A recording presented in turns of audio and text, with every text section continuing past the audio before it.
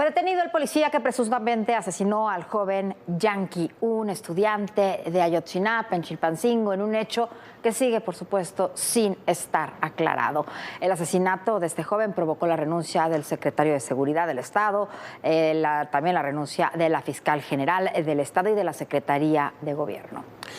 Lo que sigue en la impunidad son los ataques de los supuestos jóvenes de Ayotzinapa que esta semana quemaron el Palacio de Gobierno de Chilpancingo y antes atacaron Palacio Nacional, el Congreso, la Fiscalía General de la República, el Campo Militar número 1 y muchas otras propiedades públicas y privadas.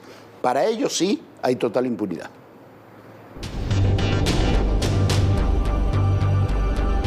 Tuvo que pasar más de un mes para que el presunto responsable del asesinato del normalista Yankee Cotán Gómez fuera capturado por las autoridades. Se trata del policía David N. En la madrugada se detuvo al policía que asesinó al joven de Ayotzinapa. Estaba en un rancho en Guerrero. En el inmueble donde se ocultaba que pertenecería a otro elemento de seguridad, se encontró un revólver y 2 escopetas. La noche del 7 de marzo, el joven normalista y 2 compañeros se trasladaban en una camioneta sobre el antiguo libramiento a Tixtla cuando se detuvieron en una tienda. 3 policías del grupo de reacción inmediata Centauro los interceptaron argumentando que el vehículo tenía reporte de robo. Les pidieron descender, pero los jóvenes se negaron. El policía David N. abrió fuego contra el vehículo. Yankee recibió un disparo en la cabeza y murió a causa de las lesiones. Su acompañante fue herido y el tercer normalista corrió para ocultarse. La Secretaría de Seguridad informó que la muerte de Yankee fue resultado de un enfrentamiento y que los jóvenes iban armados. La versión fue desmentida por la Fiscalía de la República. Los policías involucrados rindieron declaración ante el Ministerio Público y quedaron en arresto administrativo, pero David N. se fugó. El caso obligó a que renunciara el secretario de Seguridad, el de Gobierno y se removiera a la fiscal. Este lunes 8 de abril, normalistas vandalizaron el Palacio de Gobierno de Chilpancingo para exigir justicia por la muerte de su compañero.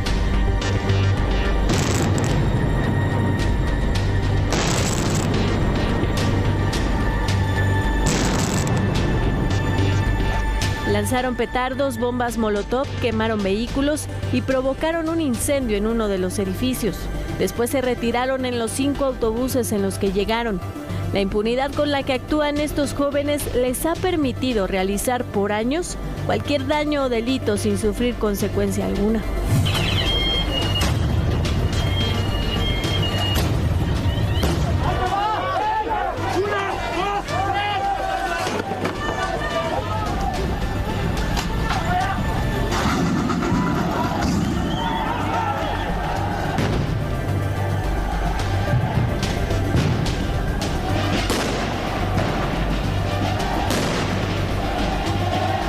Por lo pronto, en el caso de Yankee Cotán, el policía David N. se encuentra bajo resguardo, mientras los 2 oficiales involucrados fueron vinculados a proceso y permanecen recluidos en el penal de Las Cruces en Acapulco.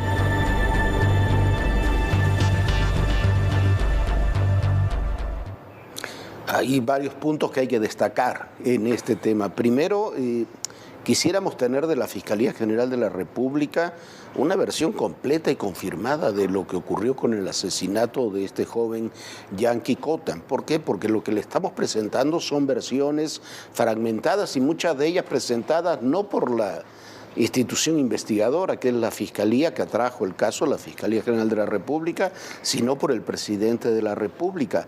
Para eso está la Fiscalía. La Fiscalía tiene que dar esa información en forma completa y darnos una versión completa de lo que sucedió en ese hecho, por lo menos la versión que tienen los fiscales, a ver si... Y si el joven fue asesinado, como dicen, el otro joven que quedó herido y el otro que huyó, como dicen los familiares, deben ser, por supuesto, sancionados, castigados con todo el peso de la ley. Pero también deben ser castigados con todo el peso de la ley quienes cometen actos terribles. Lo que ocurrió ayer en el Palacio de Gobierno de Chilpancingo es terrible y puso en peligro a muchas de las personas que ahí trabajan y que ahí asisten. Se quemaron automóviles, se quemó parte del edificio, se quemó parte de la sala de prensa, se tiraron no solamente cuestiones, bombas molotov, hubo detonaciones de muchos objetos. Es terrible, ya los vimos entrar al Palacio Nacional, los vimos atacar el cuartel de Iguala, una zona militar en Chilpancingo, el campo militar número 1, la Fiscalía General de la República. ¿No hay un solo delito en todo eso? Lo que está ocurriendo es una suerte de extorsión política. Cada vez que quieren algo, hacen una acción de este tipo y el gobierno les concede todo. Eso se llama impunidad. No debe haberlo, no debe haber impunidad con los policías que presuntamente asesinaron al joven Yanqui Cotán Gómez Peralta, y tampoco debe haberlo con quienes cometen este tipo de acciones. Bueno, Jorge, también, se te está olvidando mencionar este terrible caso cuando también estos mismos personajes tomaron camiones, les pusieron ladrillos en el acelerador para que se fueran directamente contra elementos de la Guardia Nacional en las casetas, y la alcaldesa de Acapulco, Avelina, simplemente dijo que pues como no había nadie al volante, no había nada que hacer, y bueno, que la calor generaba muchos más conflictos. La gente estaba enojada por la calor, pero sobre todo dijo y justificó que se robara un camión, que le pusieran un tabique para que se fuera directamente a impactar contra elementos de la Guardia Nacional. Eso también quedó impune.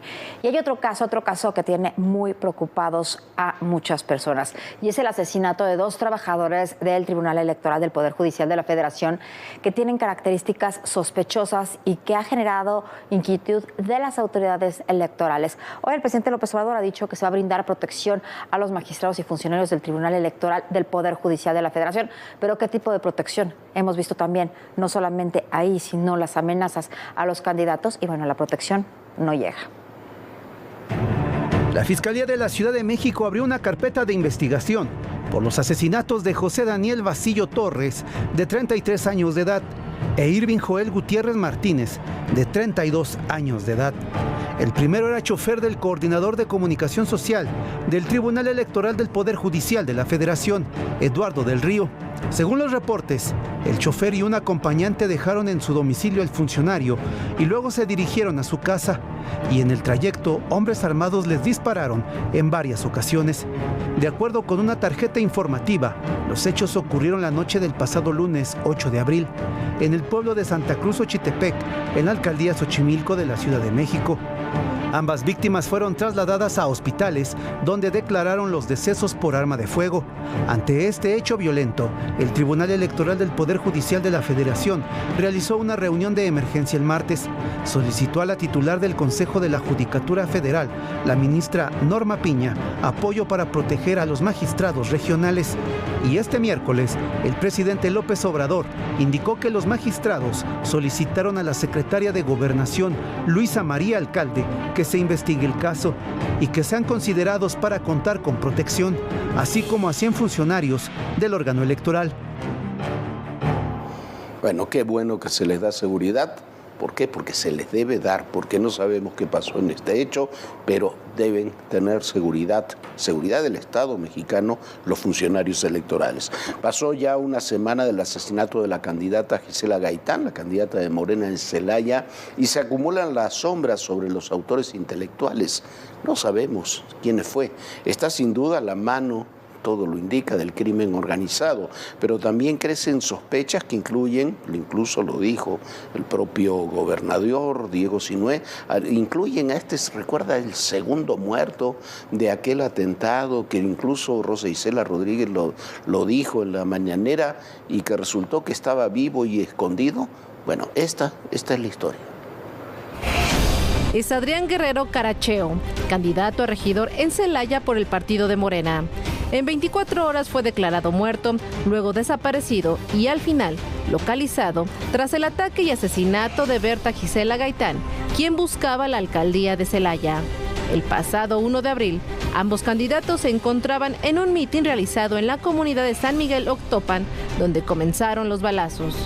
En el lugar quedó tendida la candidata Gisela Gaitán y en ese momento se declaró que ambos habían muerto.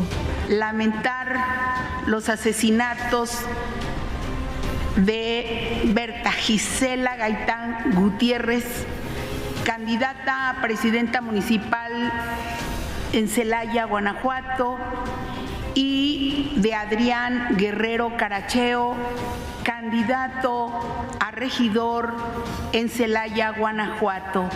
Pero más tarde, la misma Secretaría de Seguridad tuvo que emitir un comunicado corrigiendo que Adrián Guerrero Caracheo estaba en calidad de desaparecido. De acuerdo con el periodista Héctor de Mauleón, Adrián Guerrero insistió a Gisela acudir a esa comunidad donde la asesinaron. El periodista detalla que las versiones recabadas indican que cuando vino el ataque, Guerrero Caracheo ya no se encontraba en el lugar, que se dirigió directamente a su domicilio y cuando las autoridades lo buscaron por teléfono, tomó la llamada pensando que se trataba de una guardia de seguridad del fraccionamiento en el que habitaba y ordenó que dijeran que había salido. Menos de una hora después, se trasladó a la ciudad de San Miguel de Allende y se refugió en una oficina del Ministerio Público Federal. Mientras tanto, el senador morenista Ricardo Sheffield hizo correr la versión de que el candidato había muerto durante el atentado. Pero el gobierno de Guanajuato informó a la secretaria de Gobernación, Luisa María Alcalde, que no había reporte de la supuesta muerte de Guerrero Caracheo.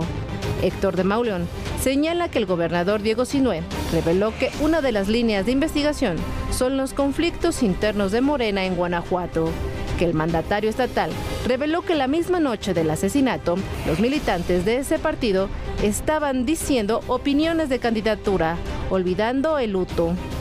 Hoy el sustituto para buscar la alcaldía de Celaya por Morena es Juan Miguel Ramírez Sánchez, quien indica que aún no cuenta con protocolos de seguridad de ninguna autoridad. Mientras que a 2 semanas del asesinato de Gisela, las autoridades estatales indicaron que el sistema de búsqueda conocido como IBIS, el cual detecta las marcas de las armas que dejan en los casquillos, permitió confirmar que el atentado fue cometido por sicarios del cártel de Santa Rosa de Lima. Esto debido a que una de las armas accionadas fue utilizada en otro crimen en el que también estuvo vinculado al cártel de Santa Rosa. Del que somos el primer país exportador. Renunció, ¿por qué? Porque no estaba de acuerdo. La magnitud que ha tenido el narcotráfico mexicano. Las confrontaciones, las reacciones.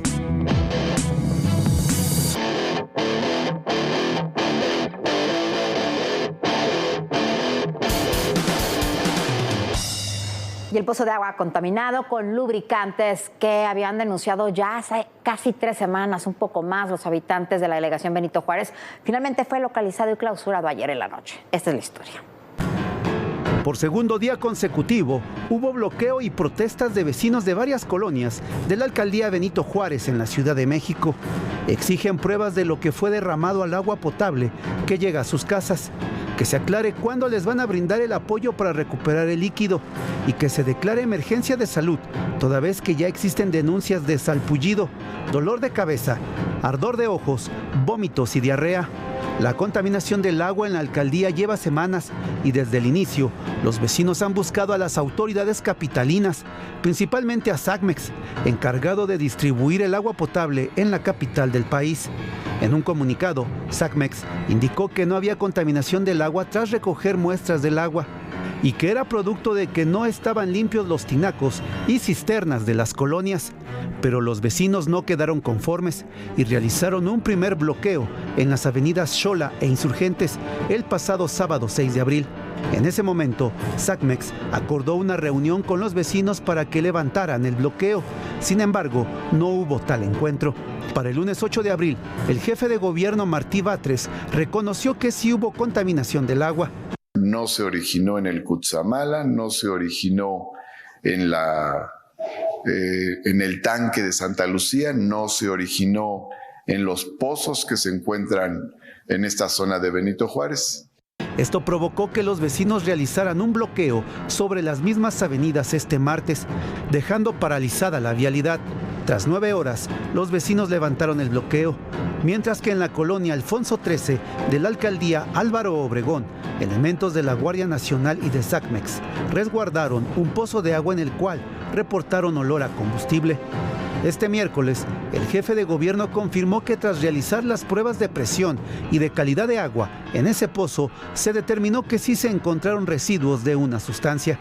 Detalló que también fueron cerradas precautoriamente 2 industrias que manejan diversos componentes y sustancias en la zona. Actualmente este pozo se encuentra cerrado. Lo están limpiando para reanudar su uso a la brevedad. El jefe de gobierno capitalino también dijo que se continuarán las pruebas de calidad de agua. Todavía mañana se va a hacer otra prueba técnica con un aparato que va adentro y que va videando y fotografiando el interior del ducto para localizar si hay alguna fisura. ¿Qué es lo que hicimos? Ir descartando posibilidades, de tal forma que se fueron descartando, se fue informando, pero no quiere decir que nosotros terminamos. Las primeras pruebas, incluso que se hicieron, fueron como unas 3 o 4 pruebas de los primeros domicilios, no presentaban ningún tipo de alteración en la composición general. Se tuvieron que hacer otras pruebas más especializadas.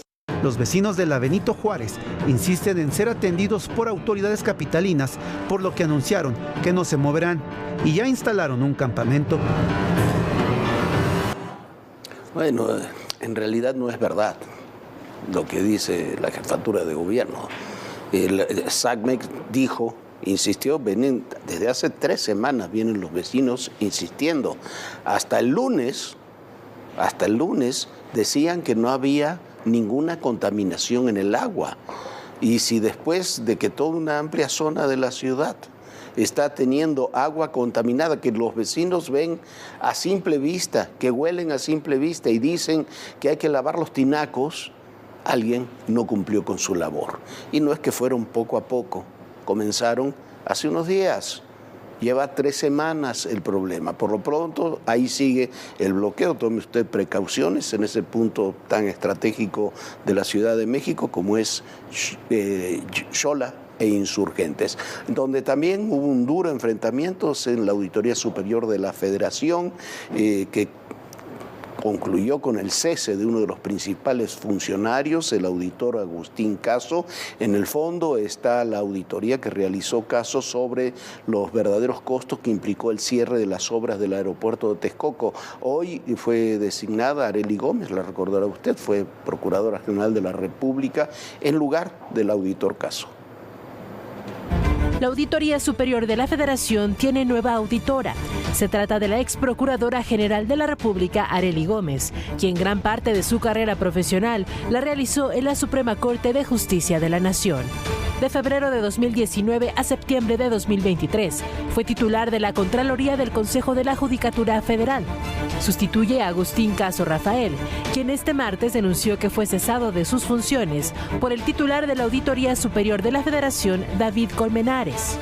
En una carta que hizo pública señaló que el máximo órgano fiscalizador del país está secuestrado por intereses políticos, que está evadiendo auditorías a programas clave y que se autocensura para no afectar al gobierno del presidente López Obrador.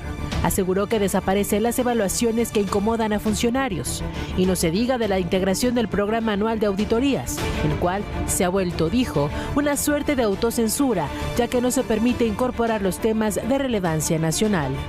Finalmente anunció que interpondrá los recursos jurídicos necesarios, porque la remoción se hizo sin demostrar que haya incurrido en alguna de las causales establecidas en la Ley de Fiscalización y Rendición de Cuentas de la Federación. Agustín Caso fue quien reveló que la cancelación del aeropuerto de Texcoco ascendió a 331,000 millones de pesos, cifra 3 veces superior a lo anunciado por el gobierno federal. Esta auditoría molestó al presidente López Obrador y pidió que se corrigiera. Tras las discrepancias por las cifras, la Unidad de Evaluación y Control de la Cámara de Diputados inició una investigación y solicitó al auditor federal David Colmenares la separación del cargo del funcionario público. En marzo de 2023, Agustín Caso logró una suspensión definitiva sobre el procedimiento de investigación y fue restituido en su cargo. Tras el escándalo, el auditor dijo que la fiscalización no debe entenderse como un acto de valentía personal y de osadía de una institución a otra, sino como una función del Estado. Bueno, vaya desafío el que tiene Arely Gómez. ¿Por qué? Porque este tema no se ha acabado y sigue este caso. Ha insistido siempre que su auditoría fue correcta. El gobierno federal dice que el costo de la cancelación del aeropuerto fue 1/3 de lo que el auditor decidía. Bueno, ahí está un tema. Y vaya, si ya estaba politizado el tema de la cancelación del aeropuerto de Texcoco, ahora mucho más. ¿Por qué? Porque la discrepancia está en las cifras. Y vaya que hay discrepancia. Insisto, una tarea delicadísima la que le toca a Arely Gómez, que parece una posición menor respecto a lo que tenía antes o lo que ha tenido Arely Gómez, pero en una posición estratégica en términos de combate a la corrupción. Y me parece que en eso las autoridades de la Auditoría Superior de la Federación no están trabajando a la altura de esos desafíos. Bueno, Jorge, pero además de todo hay que tomar algo muy en cuenta que es gravísimo y tiene que ver con estas cifras. Cancelar el aeropuerto de Texcoco está costando más que si se hubiera construido. Entonces no se ahorró nada. Se hizo el aeropuerto de Santa Lucía y además de todo estamos pagando por un aeropuerto que nunca se construyó y estamos pagando lo mismo que hubiera costado hacerlo. Mientras tanto, siguen las reacciones a la toma de la Embajada de México en Quito. Hoy la OEA ha emitido una enérgica condena contra el gobierno de Ecuador por la incursión en la Embajada de México. La relación entre México y Ecuador cada día toma un nuevo rumbo.